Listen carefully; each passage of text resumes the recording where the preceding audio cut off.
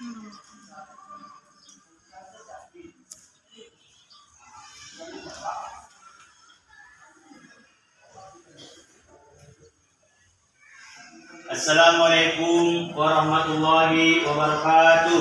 Waalaikumsalam warahmatullahi wabarakatuh.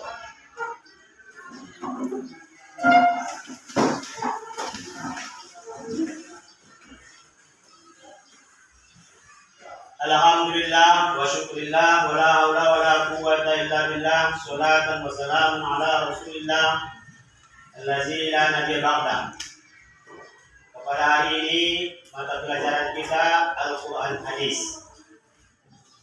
Sebelum kita memasuki mata pelajaran, terlebih dahulu kita membaca doa. Pada ke-12 dipersilakan untuk membacakan doanya. Doa dimulai.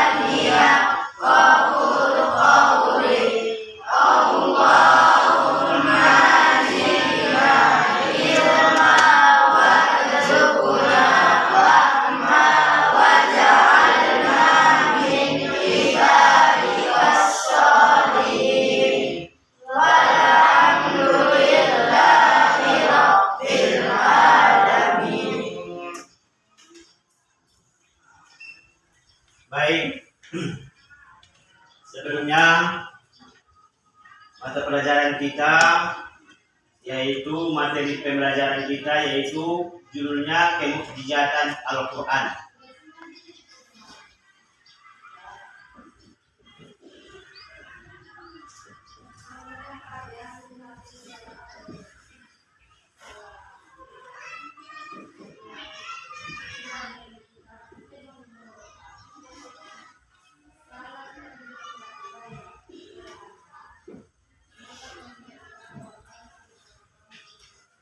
Jadi Al-Quran ini diturunkan kepada siapa?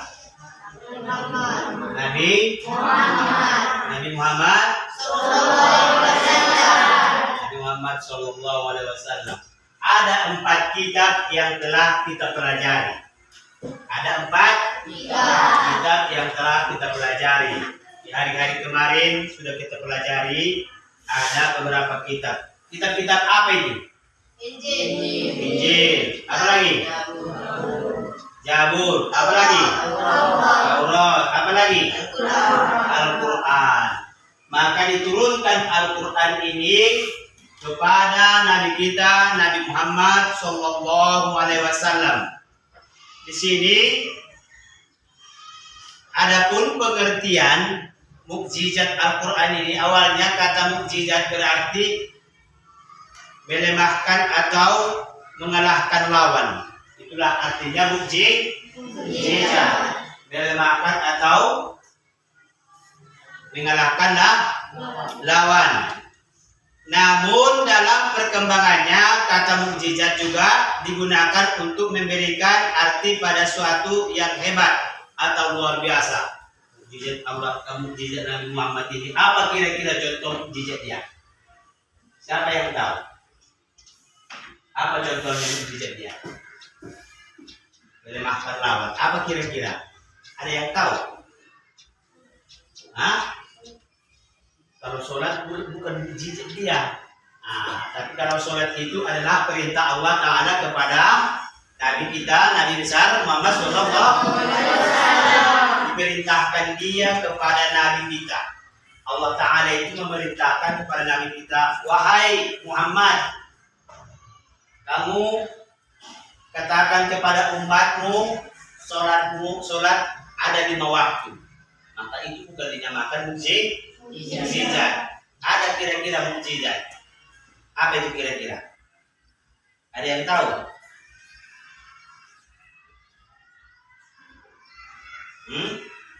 Dalam pengumumannya, kata mukjizat hanya diperuntukkan kepada hal-hal yang luar biasa, yaitu yang dikaruniakan Allah Ta'ala kepada para nabi-nabi dan rasul. Tujuannya ini diturunkannya mukjizat untuk membuktikan kebenaran pengakuan dan ajaran-ajaran para rasul.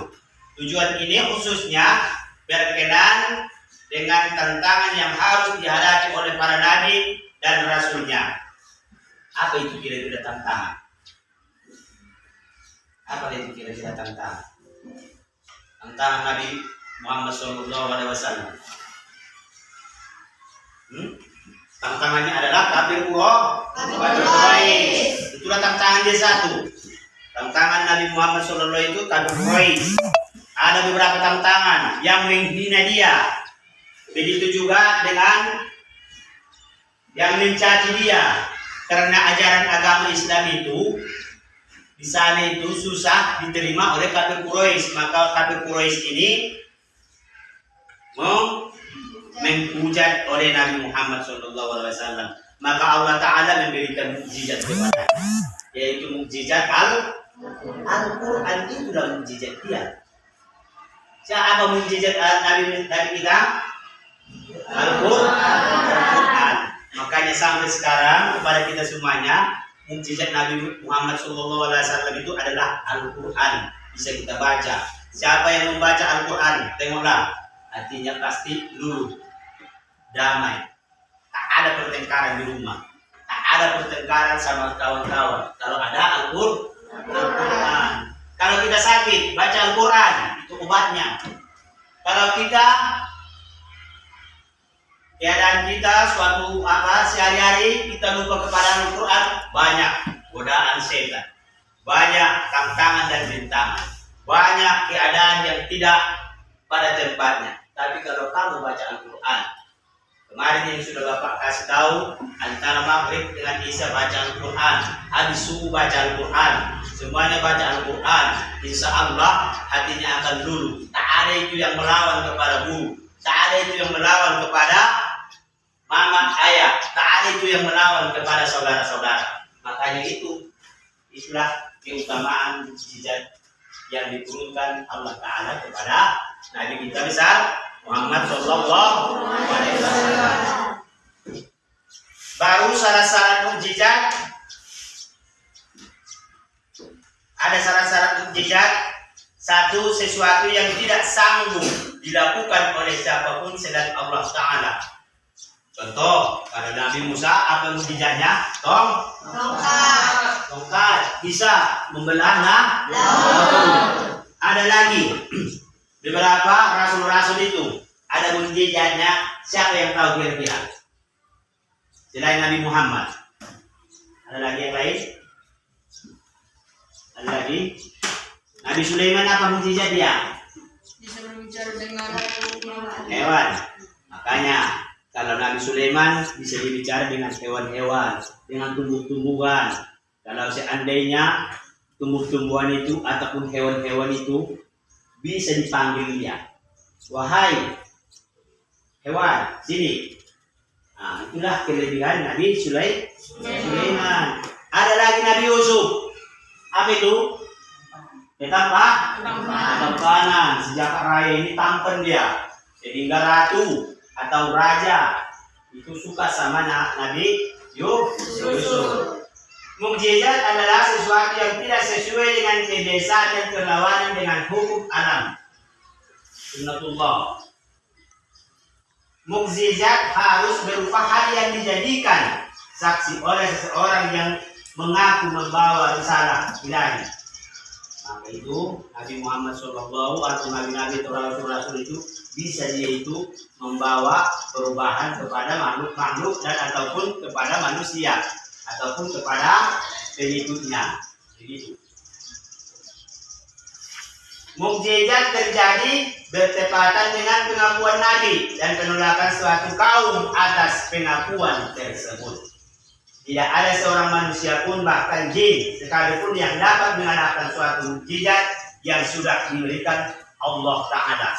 Suatu hari itu ada seseorang ulama ulama. Ulama ini dia itu pas waktu berjalan dia ke negeri seberang. Contohnya dia ke negeri Syria, berangkat dia ke sana. Di tengah jalan, ini ulama ini haus dia. Maka di situ diminum dia lah air yang dibawanya. Maka sebelum itu dia mau sholat, berjanjilah si jin, wahai jin, kaum jin, ini ulama besar. Bisakah kita rayu ulama ini? Gimana caranya ulama ini sehingga dia itu tidak bisa sholat? Nah, begitu, tidak bisa dia sholat. Jadi bagaimana caranya? Kita ganggu dia. Maka di situ datanglah sahabat lagi. Wahai ulama, al-alim, kalau kamu nanti ada yang mengganggu kamu waktu sholat, kata Rasulullah, bacakanlah Qul a'udzu birabbin nas. Qul a'udzu birabbin nas. Maka di situ dibacakanlah. Karena ulama ini sudah diganggu mulai dari berwudu. Sudah diganggu. Mulai setelah wudu sudah diganggu. Mau berdiri sudah diganggu. Siapa yang mengganggu? Jin. Siapa yang mengganggu? Jin. Agar tidak mendirikan sholat. Maka dari situ dibacakanlah Al-Quran itu. Qul a'udzu birabbin nas, malikin nas, ilahin nas, min syarril waswas. Waswas ini yang mengganggu. Arti waswas ini adalah mengganggu. Min syarril waswasil khannas, allazi waswisu fi sudurin nas, minal jinnati wan nas. Jadi al-waswas ini artinya mengganggu. Bacakanlah ini, wahai ulama besar, kata sahabat. Apabila ada nanti yang mengganggu kamu, baik itu mau sholat, mau bergembiraan, mau kemanapun, bacakan Al-Quran, Qul a'udzu birabbin nas. Maka di situ ada waswas.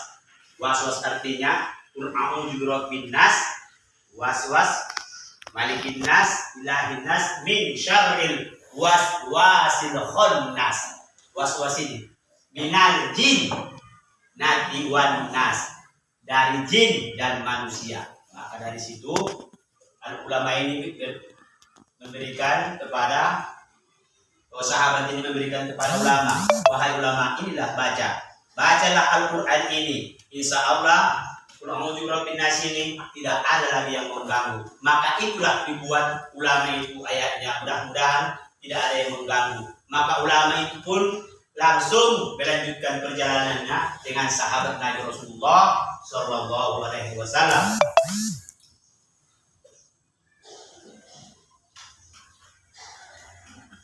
Ada macam-macam mukjizat hissi atau kasat mata.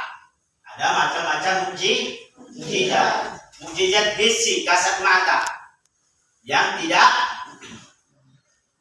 nampak, kasat mata nampak. Ada mukjizat maknawi, tidak kasat mata, ada yang nampak, ada yang tidak nampak. Begitu, ada mukjizat itu, ada yang nampak, ada yang tidak nampak. Yang nampak itu adalah Al-Quran. Yang tidak nampak bisa Muhammad SAW membelah bulan sebelahnya. Tidak, itu Allah a'lam kekuatannya itu. Tapi kalau ada kasat mata, yaitu Al-Quran.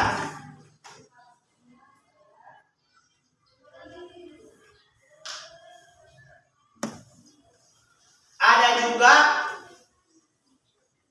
uslub yang luar biasa, berbeda dengan semua uslub bahasa Arab.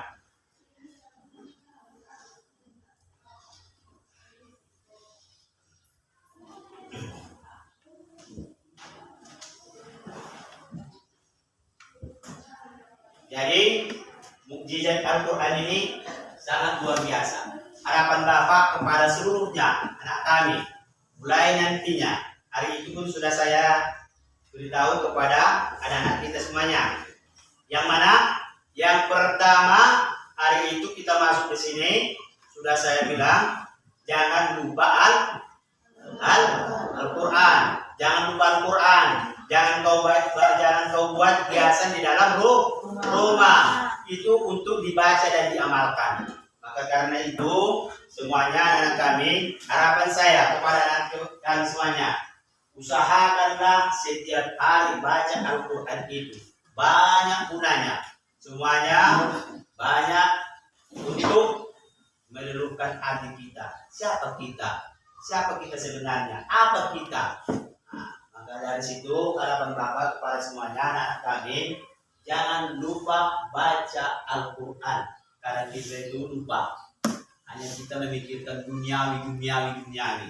Lupa kita kepada mukjizat yang ada dari Allah Ta'ala diturunkan kepada Nabi Muhammad SAW. Dan Muhammad SAW menurunkan kepada umatnya, yaitu kita ini adalah Al-Quran. Al-Quran dan hadis. Maka yang dua ini kita pedomani. Yang dua ini kita amalkan. Insya Allah Siratul Mustaqim kita lewati. Insya Allah kita dunia dan akhirat akan kita berhasil. Jadi dari pelajaran kita ini, yaitu kemujizatan Al-Quran, siapa yang bertanya? Ustaz, Apakah kapan kita kalau ada seseorang mengatakan dia mendapat mukjizat di zaman sekarang ini? Sorry. Lagi dulu. Buat. Apa tanggapan kita kalau ada seseorang mengatakan dia mendapat mukjizat di zaman sekarang ini? Banyak itu yang mengaku, oh saya punya mukjizat. Kenyataannya tidak. Ataupun bilang dia, kalau itu udah namanya syirik, menduakan Allah, menduakan Allah. Itu namanya syirik. Nah, itu namanya syirik. Jangan kamu yakin itu. Bahkan dibilang orang, oh saya punya mukjizat, saya punya kekuatan. Itu adalah bahasa kita di sini. Oh namanya apa? Pesulap. Ini itu jangan kita itu yakin dengan apa perkataan orang. Karena Nabi terakhir adalah Nabi Muhammad SAW. Jangan lupa, jangan kamu yakini apa dibilang orang pada zaman sekarang selain dari kitab Al-Quran dan hadis. Karena banyak, saya mengaku paranormal, saya mengaku ini paten, saya mengaku ada mukjizat saya, kekuatan saya. Itu jangan kamu yakini, itu adalah syirik di luar dari agama Islam. Ada lagi? Ibu bisa. apakah mukjizat hanya turun kepada para nabi? Ya, mukjizat ini turun kepada nabi dan rasul. Jangan kamu bilang mukjizat ini turun kepada nabi saja. Kalau nabi itu banyak, ini nabi banyak nabinya. Tapi namanya nabi, rasul itu ada 25. Ini yang dinamakan dan yang diakui Allah Ta'ala diberikan mukjizat. Sebagian ada kata dia, saya nabi. Setelah Nabi Muhammad ada, saya lagi nabinya. Setelah Nabi, saya lagi nabinya. Setelah ini banyak yang mengaku-ngaku nabi. Tapi yang di Al-Quran dan hadis itu ada 25. Maka yang kita ketahui atau yang kita pelajari di rukun iman, ada di rukun Islam, itu ada berapa? 25. Maka dari situ kita jangan lalai dari situ, jangan kita keluar dari yang ditanyakan saudara kita ini. Maka yang diketahui oleh kita semuanya adalah Nabi dan Rasul itu sebanyak 25.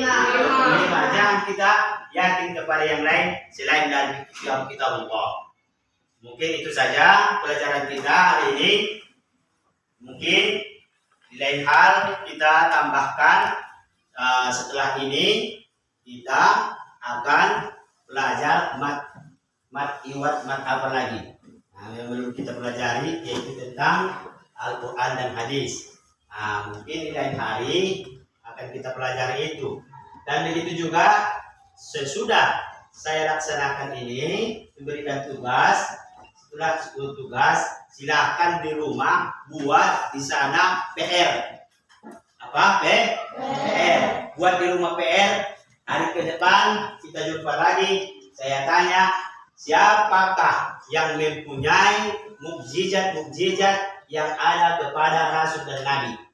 Siapa yang mempunyai mukjizat? Contoh-contoh mukjizat. Tahu contoh-contoh mukjizat yang telah saya beritahukan tadi? Itulah kamu buat. Misalnya Sulaiman bisa bicara dengan hewan. Nabi Nuh membuat kapal yang besar. Buatlah di situ ya. Buat di situ apa contoh Nabi ini, contoh Nabi ini. Nabi Muhammad apa mukjizatnya? Nabi Isa apa mukjizatnya? Kan ada. Hah? Apa tadinya? Nah itu dulu buat ya, itu kita buat di rumah. Buat satu-satu berarti 25 nabi. Dalam satu nabi buat dulu mukjizatnya 2. Ada kasat mata, ada tidak kasat mata. Ada yang nampak, ada yang tidak nampak. Kita pelajari. Mungkin itu saja. Allahumma fi al-afwani. Assalamualaikum warahmatullahi wabarakatuh. Waalaikumsalam warahmatullahi